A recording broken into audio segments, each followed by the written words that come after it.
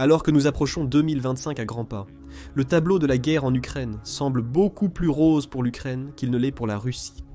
Franchement, l'ensemble du conflit va s'aggraver considérablement pour la Russie dans l'année à venir, ce qui pourrait amener Poutine à être finalement contraint de se retirer et de négocier la paix avec le pays dont il était si sûr de s'approprier facilement en février 2022. La question est simple, comment la guerre en Ukraine va-t-elle s'aggraver davantage pour la Russie en 2025 ? Il y a plusieurs façons, en commençant par celle qui va être le plus grand fardeau pour la Russie alors qu'elle entre en 2025, la question de l'impasse. En septembre 2024, le National Interest a publié un article affirmant que les pertes russes sur le champ de bataille ukrainien continuent de s'envoler malgré le fait que le pays ne parvient pas à gagner des quantités significatives de territoire.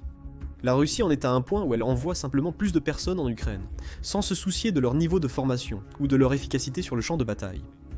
La preuve en est les chiffres des pertes russes, qui dépassent 1000 par jour, avec le 9 septembre 2024 qui a apporté à lui seul 1150 pertes. Ces chiffres ne sont pas un développement récent.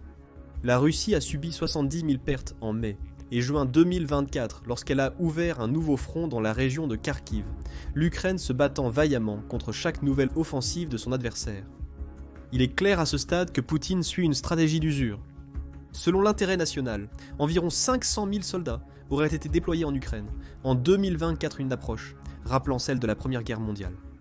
À cette époque de guerre moderne, nous voyons encore des tranchées être creusées et des attaques concertées sur les fortifications ukrainiennes, avec une combinaison d'artillerie et de simples nombres de personnes comme principales armes.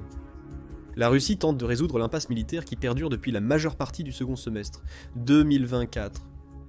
Et bien que le champ de bataille soit en mouvement, le mouvement est si lent que la ligne de contact entre les deux pays est restée principalement statique depuis l'été de 2024, à l'exception de l'invasion de Koursk, dont nous parlerons dans un instant.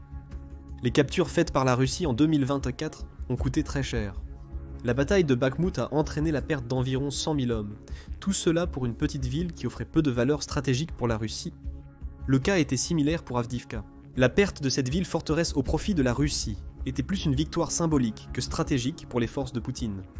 La guerre du point de vue russe est devenue un bourbier, marqué par le fait que malgré toutes les ressources que la Russie y a consacrées, le pays n'a réussi à revendiquer que 211 miles carrés de territoire ukrainien jusqu'en mai 2024. Le bourbier ne fera que s'approfondir en 2025. Poutine a démontré son incapacité à changer de stratégie, signifiant qu'il enverra davantage d'hommes pour tenter de submerger les défenses ukrainiennes.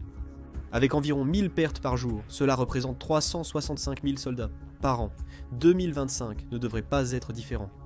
Le Kremlin a déjà du mal à trouver des soldats, au point où Poutine a doublé la prime à l'engagement pour ses soldats, sous contrat à 4 651 en juillet 2024. Ils ne seront pas suffisants. Pour soutenir ces pertes, Poutine devra probablement instituer un autre tour de mobilisation, et ce pour une guerre où la Russie réalise des gains minimes. L'impasse dans le Donbass et près de Kharkiv va causer de sérieux problèmes de main-d'œuvre pour la Russie en 2025. Il y a ensuite le problème de Koursk. Le 6 août 2024, environ 300 soldats ukrainiens ont franchi les postes frontières près de Koursk et se sont rapidement mis à prendre du territoire. Avance rapide jusqu'à la fin septembre et l'Ukraine contrôle maintenant 93 établissements et plus de 463 miles carrés de territoire à l'intérieur de la Russie. En résumé, en moins de 2 mois, l'Ukraine a repris environ 2 fois plus de territoire que la Russie n'en a conquis en Ukraine durant toute l'année 2024. C'est un problème majeur pour Poutine pour 2 raisons. Compte tenu de nos discussions précédentes sur les problèmes de main-d'œuvre militaire de la Russie, le détournement forcé des troupes vers Koursk est une contrainte majeure pour la machine de guerre russe. Poutine a déjà déployé 30 000 soldats dans la région et d'autres suivront probablement. Chaque soldat perdu pour Koursk ne peut pas combattre dans les affrontements meurtriers du Donbass ou de Kharkiv. Grâce à l'invasion de Koursk, l'Ukraine s'est acheté du temps pour se renforcer dans les régions où les offensives russes sont les plus intenses. Cela alimentera l'impasse. La Russie doit maintenant diviser ses troupes entre l'Ukraine et son territoire, ralentissant davantage sa progression en Ukraine en 2025. Dans certains cas, la Russie pourrait être contrainte de s'affaiblir dans des zones clés de l'Ukraine, ouvrant la voie à des contre-offensives qui lui feraient perdre une partie des maigres gains réalisés en 2024. De bonnes nouvelles pour Poutine sur le front de Koursk. Le ministère ukrainien des Affaires étrangères déclare que l'Ukraine ne compte pas garder définitivement le territoire qu'elle a conquis jusqu'à présent. Mais cela ne signifie pas qu'il va abandonner facilement. Il souhaite le garder pour deux motifs. Premièrement, les troupes sont détournées du Donbass. Deuxièmement, l'Ukraine espère que le maintien du territoire à Koursk amènera la guerre en Russie, forçant ainsi Poutine à la table des négociations. Le président russe est confronté à une année 2025 où il doit prendre la décision difficile entre perdre encore plus de soldats pour reprendre les plus de 460 miles carrés qu'il a perdus à Koursk ou accepter que l'Ukraine l'a trompé au point où il doit négocier. Malgré l'issue, Poutine a perdu l'initiative dans une guerre qu'il a dominée par la menace et la force brute depuis février 2022. Il entamera donc 2025 sur la défensive, potentiellement incapable de se redresser.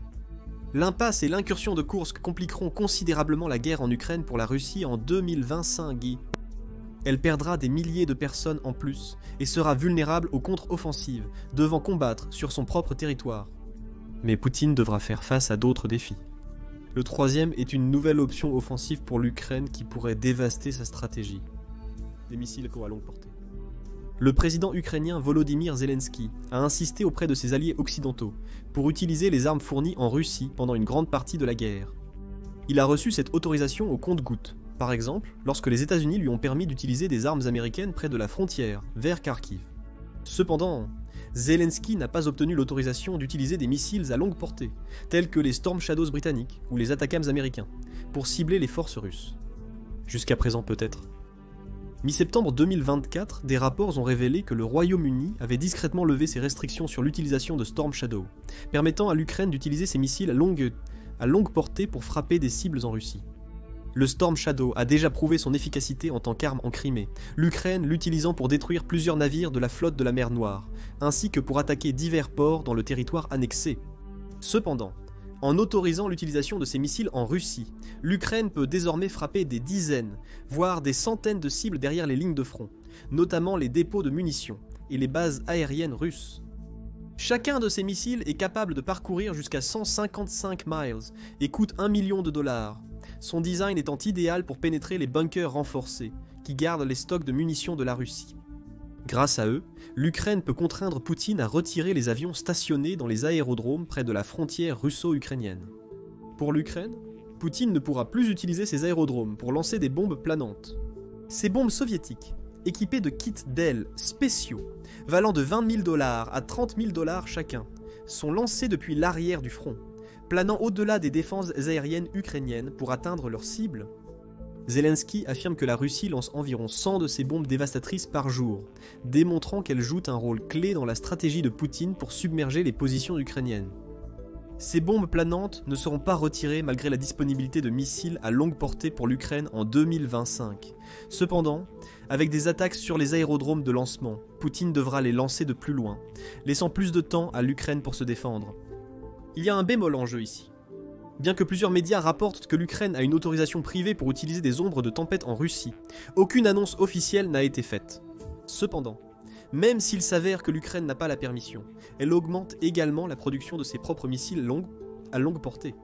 Bien que moins précis que ceux fournis par ses alliés occidentaux, ils offriront à l'Ukraine plus d'options cette année, où elle a déjà prouvé sa capacité à attaquer la Russie sur son propre sol sans que Poutine puisse répondre adéquatement. Ainsi, 2025 semble être une année où la Russie doit faire face à encore plus d'attaques sur son propre territoire, ramenant la guerre chez de nombreux citoyens russes dans le processus. Et ce ne sont pas seulement les missiles qui causeront de gros problèmes à Poutine, alors que la guerre en Ukraine se dirige vers 2025. Les drones vont devenir un facteur encore plus important à l'avenir. La guerre en Ukraine se distingue des conflits précédents par l'utilisation intensive des drones. Ces drones abordables ont été cruciaux pour l'Ukraine, car ils ont permis de surveiller les troupes russes, frapper des cibles et saturer les défenses aériennes pour que ces missiles atteignent leurs objectifs. Les drones ont été essentiels à la stratégie ukrainienne. Rien qu'en 2024, le pays les a utilisés pour frapper plus de 200 cibles russes, selon le ministre de la Défense ukrainien, Rustam Amirov. Il affirme que les drones ukrainiens parcourent plus de 1000 km, atteignant Mourmansk et la région de la Volga, détruisant les raffineries de pétrole et les aérodromes russes. L'Ukraine a maîtrisé l'art de l'attaque en SM, envoyant des dizaines de drones simultanément vers une cible pour confondre les défenses anti-aériennes. Les aérodromes, navires, bases militaires et centres de contrôle ont été victimes de ces drones, et cela ne fera qu'empirer pour la Russie en 2025. Vers la fin de 2023, l'Ukraine a annoncé qu'elle augmenterait sa production interne de drones, au point de pouvoir en produire des dizaines de milliers par mois d'ici 2024. En mai 2024, l'Ukraine a atteint la parité avec la Russie sur la production de drones de frappe profonde, lui permettant de déployer autant de menaces aériennes avec ses véhicules sans pilote. Elle construit maintenant 150 000 drones par mois, selon le Kyiv Independent. Grâce à cette flotte de drones, l'Ukraine peut intensifier ses frappes en Russie, éventuellement en les utilisant pour masquer l'approche de missiles à longue portée, afin de détruire davantage les réseaux logistiques et énergétiques russes. Il sera plus difficile d'approvisionner les soldats russes en première ligne, les laissant mal équipés pour poursuivre le pilonnage constant des positions ukrainiennes. Ces drones ne sont pas le seul moyen pour l'Ukraine de renforcer sa menace aérienne à l'aube de 2025. Elle a également enfin accès aux F-16. Les 6 premiers des 85 F-16 promis à l'Ukraine sont arrivés dans le pays début août 2024, l'Ukraine les ayant déjà bien utilisés pour se défendre contre les frappes de missiles de croisière.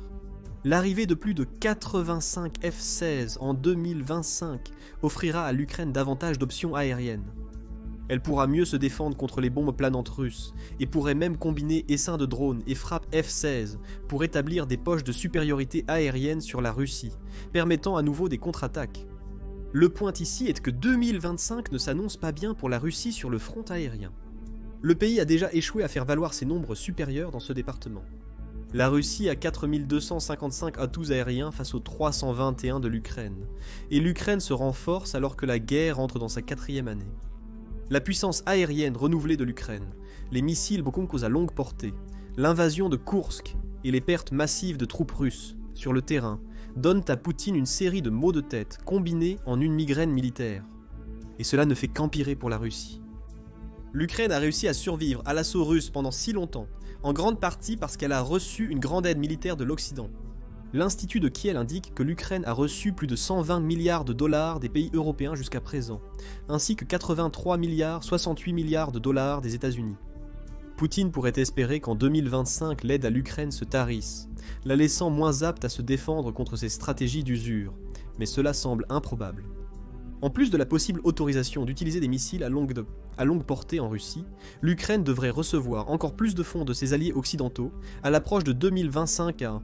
Selon l'Institut de Kiel, il reste encore 85,8 milliards de dollars d'aide européenne à allouer, qui contribuera grandement au financement de l'effort de guerre de l'Ukraine jusqu'en 2025. Cette aide se traduira surtout par plus d'armes, donc la Russie ne peut pas espérer que l'Ukraine soit à court d'équipement l'année prochaine. Plusieurs pays, dont la Norvège en tête, ont aussi signé des accords de sécurité à long terme avec l'Ukraine. En mai 2024, il a signé un accord de 10 ans, en plus de son programme d'aide bilatérale actuel, envoyant un message clair à Poutine alors que la guerre se poursuit vers 2025. Les alliés de l'Ukraine sont engagés sur le long terme. C'est là une autre manière dont la guerre en Ukraine va empirer pour Poutine, alors que nous nous dirigeons vers 2025. Durant la guerre, Poutine a menacé de représailles pour tenter de garder l'Occident en ligne, allant jusqu'à prétendre qu'une 3e guerre mondiale pourrait éclater si l'Occident continue de soutenir l'Ukraine. Il a menacé de représailles la Suède et la Finlande si elles rejoignaient l'organisation du traité de l'Atlantique Nord. Il a averti que l'Occident subirait la colère de la Russie si l'Ukraine attaquait des cibles russes avec des armes occidentales. Récemment, il a menacé d'un Armageddon nucléaire concernant les missiles à longue portée. Pourtant, ces menaces se sont avérées vaines à maintes reprises, et l'Occident commence à en prendre conscience. L'agression de Poutine a déjà poussé l'organisation du traité de l'Atlantique Nord à annoncer qu'elle se concentrera sur la politique russe globale lors de son sommet de 2025. Cette politique devrait se focaliser sur l'augmentation du partage d'informations et de stratégies militaires, signifiant que Poutine n'a fait que rassembler l'Occident contre lui.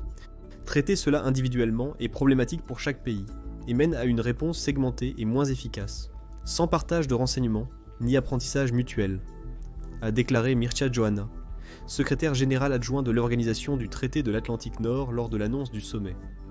2025 apportera un soutien continu à l'Ukraine, alors que Poutine a besoin que l'Occident recule. Ce soutien s'accompagnera d'une préparation de l'organisation du traité de l'Atlantique Nord, signifiant que la Russie doit faire face à une Europe qui se prépare efficacement à la combattre. Tout cela se produit alors que la Russie était confrontée à un grave problème interne. Elle manque d'équipement. Selon David Axe de Forbes, le temps joue contre les stocks d'équipement de la Russie tout au long de la guerre. En avril 2024, il pense que la Russie n'a qu'une réserve d'1 an de l'artillerie et des chars qu'elle a utilisés pour exercer tant de pression sur l'Ukraine. Axe note que des tactiques ukrainiennes supérieures ont conduit la Russie à subir des pertes bien plus importantes que l'Ukraine, s'élevant à 15 300 chars, obusiers et véhicules de combat en avril 2024.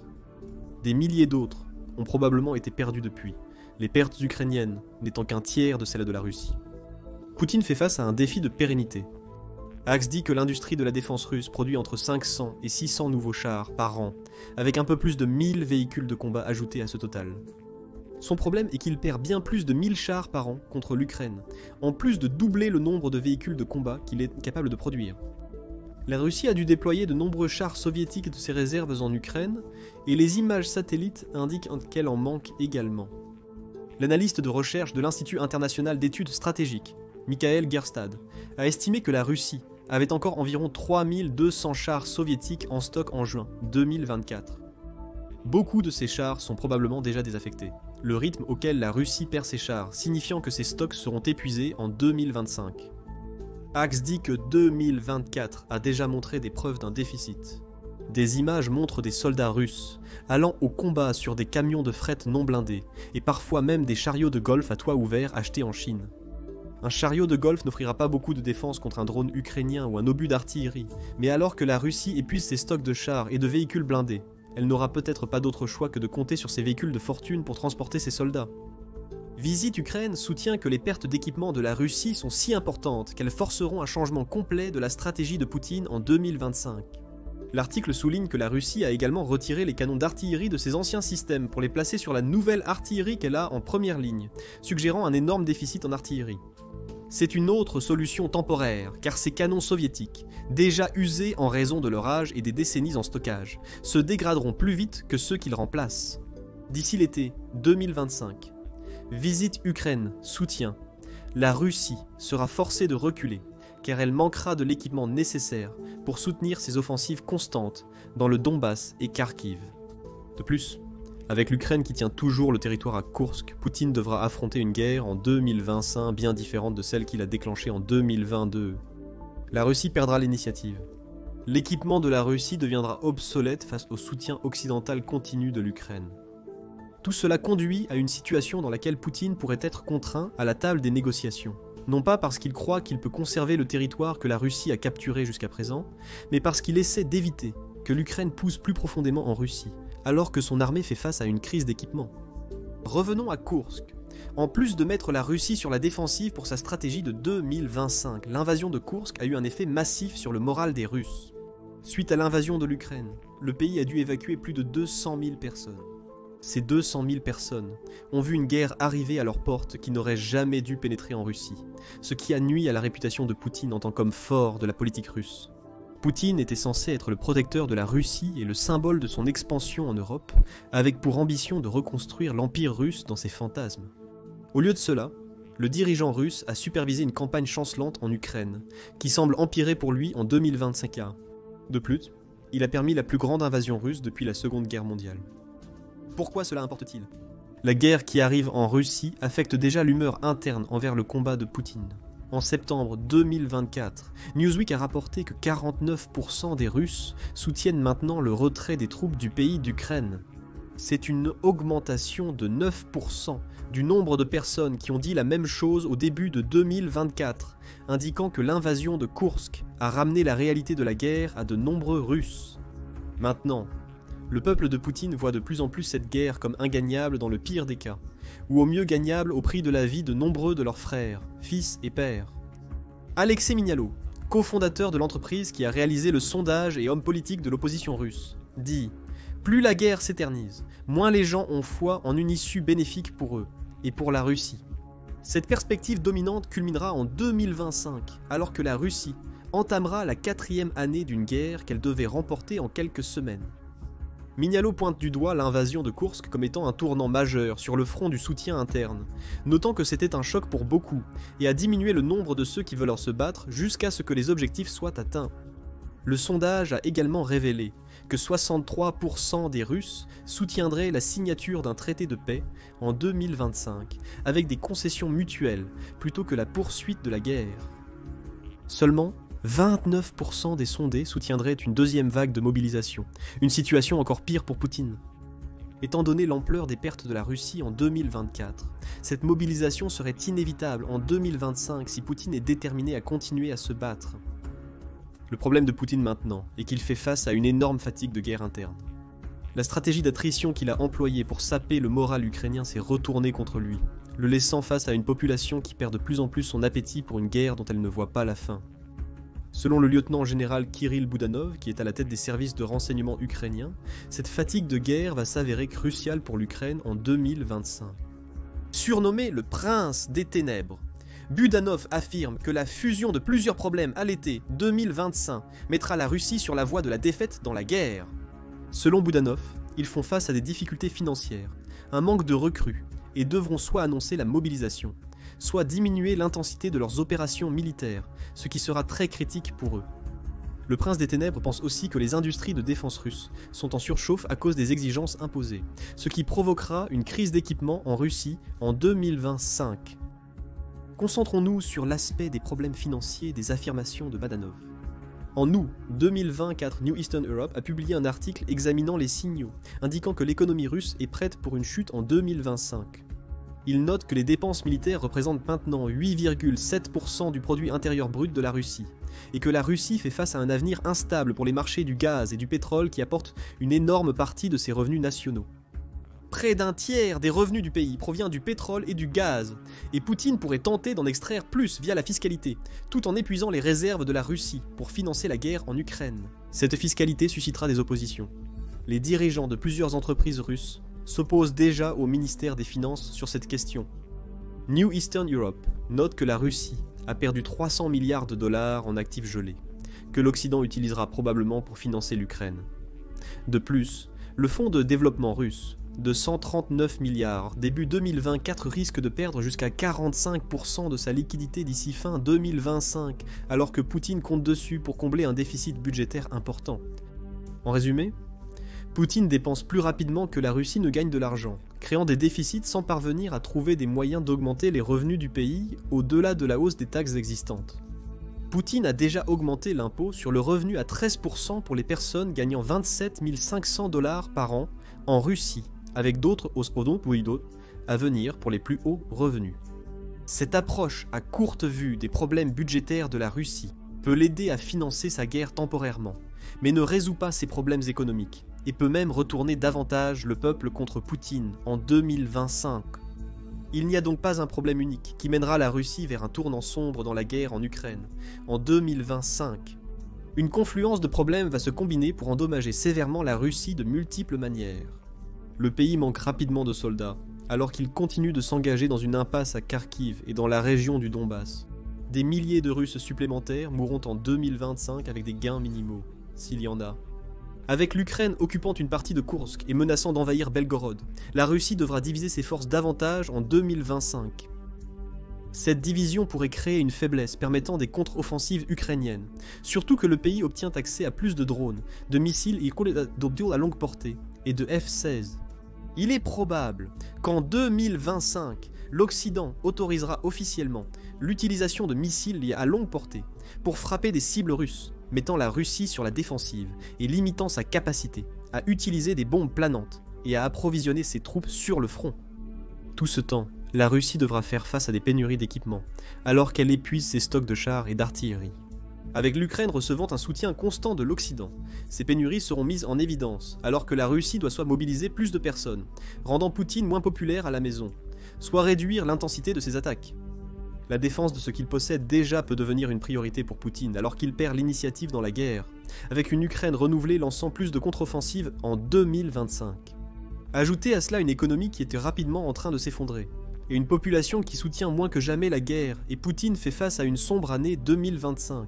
Une année 2025 durant laquelle les tables seront tournées, et il pourrait être contraint d'abandonner son opération militaire spéciale une fois pour toutes.